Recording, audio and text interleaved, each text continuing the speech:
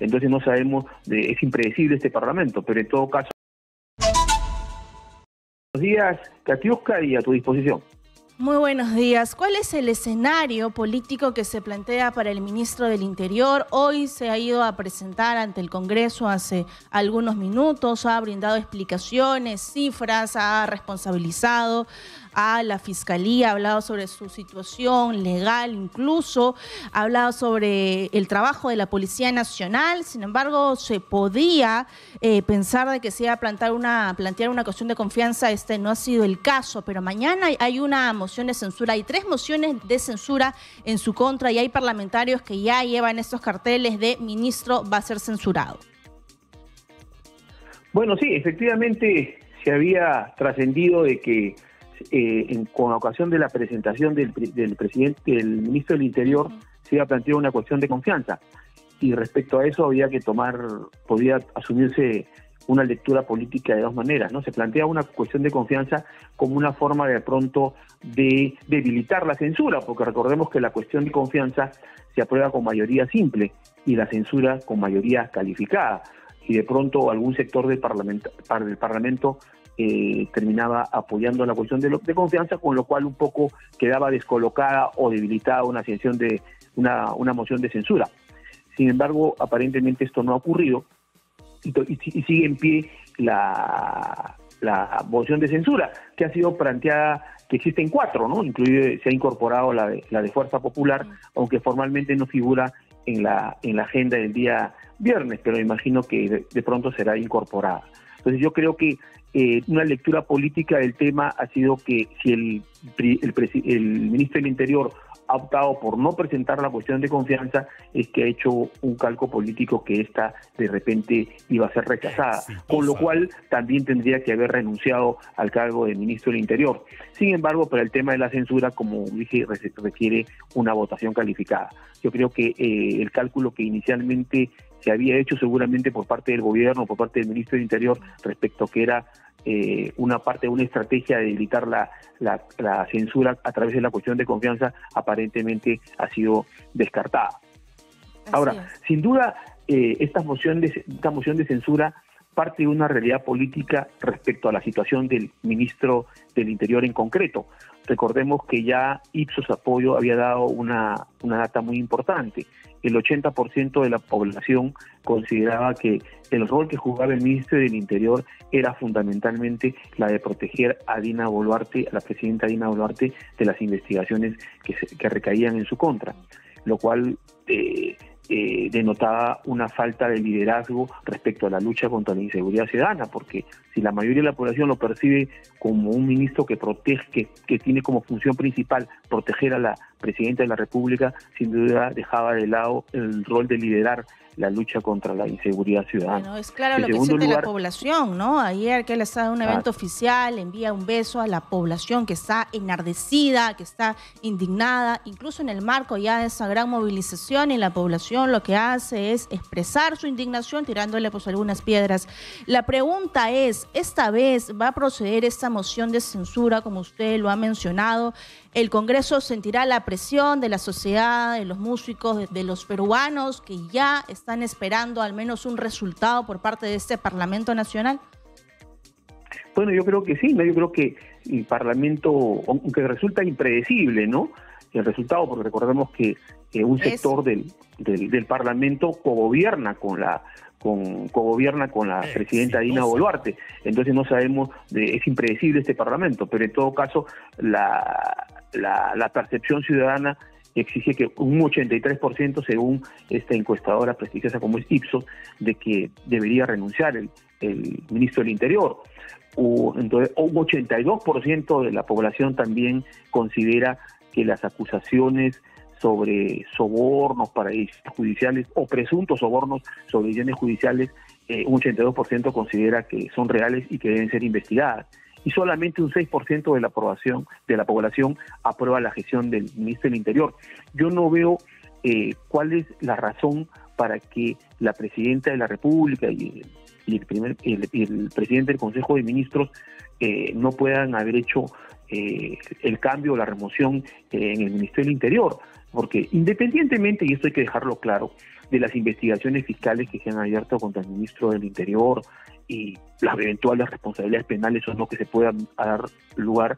Sin embargo, hay que tener en cuenta que estamos ante un tema eminentemente político. Independientemente del curso de las investigaciones, sin duda hay una serie de cuestionamientos o que afectan la legitimidad de un ministerio muy importante entre la lucha contra la inseguridad ciudadana y que sin duda requiere una remoción, un cambio, una oxigenación a efectos de presentar a un nuevo ministro que pueda dar legitimidad a la implementación de una política pública que restablezca la seguridad en el país. O sea, independientemente de los resultados de las investigaciones, porque recuerden que la censura es un mecanismo de responsabilidad eminentemente política, no es un juicio de carácter jurídico o penal sobre las eventuales investigaciones o denuncias que tenga el ministro del Interior, es un tema meramente político. Yo no veo por qué la presidenta de la República está en sus manos el poder oxigenar el gabinete y poder restablecer la confianza en un sector muy importante, porque creo que lo que tú acabas de mencionar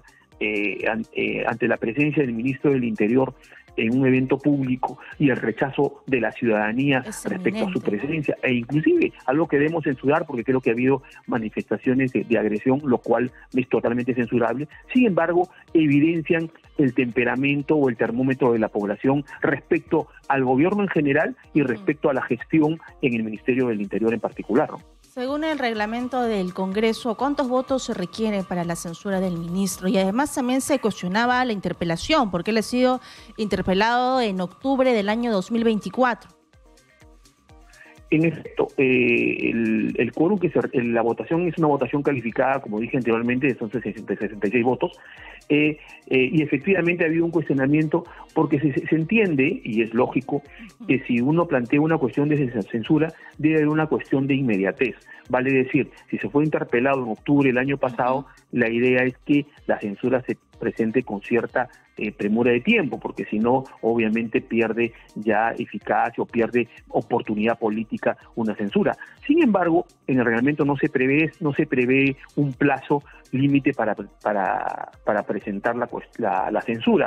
Sin embargo, la lógica, el razonamiento implica que debe ser de manera casi inmediata, porque obviamente hay un hecho político cuestionable que sugiere una interpelación, una invitación a un ministro, y luego se da como consecuencia la censura. Sin embargo, no hay un plazo previsto en el reglamento. Sin embargo, hay que tener en cuenta también lo siguiente, porque la congresista Susel Paredes ha planteado la censura hace varios meses. Lo que pasa es que no pudo alcanzar el número de firmas suficiente para que sea incorporado en la agenda legislativa. Recién lo ha conseguido ahora, inclusive se han sumado 3 mociones adicionales más. Además, hay que tener en consideración que hubo un receso parlamentario de enero y febrero, lo cual obviamente dificulta la posibilidad que el Pleno pueda retomar este tema. Sin embargo, este cuestionamiento de alguna manera está siendo subsanado por el nuevo ministro. ¿Por qué? Porque el ministro se ha presentado el día de hoy y obviamente se está escuchando sus descargos y sus puntos de vista sobre la serie de cuestionamientos que aparecen consignados en las diferentes mociones de censura. Y obviamente el Parlamento ahora tiene los representantes en el Congreso tienen ya una posición más clara respecto a lo que puede ser la votación, el debate el día viernes, ¿no? Sobre la moción de censura que se ha planteado. ¿Y hasta dónde podría llegar la presión social? Esta marcha pues apunta a ser contundente, por supuesto que lo que se prefiere, se solicita es que sea pacífica y sin violencia, pero también recordemos que los partidos políticos ya están tomando posturas pues ya proyectándose para estas elecciones 2026. ¿Hasta dónde van a ceder o hasta dónde pueden llegar las negociaciones con el gobierno de la presidenta Dina Boluarte? Bueno, en efecto, como yo he mencionado también en anteriores ocasiones, el escenario político va a cambiar cuando ya se convoquen a elecciones. Ya en abril tienen que ser convocadas las elecciones y sin duda ya comienza a jugarse los descuentos este gobierno.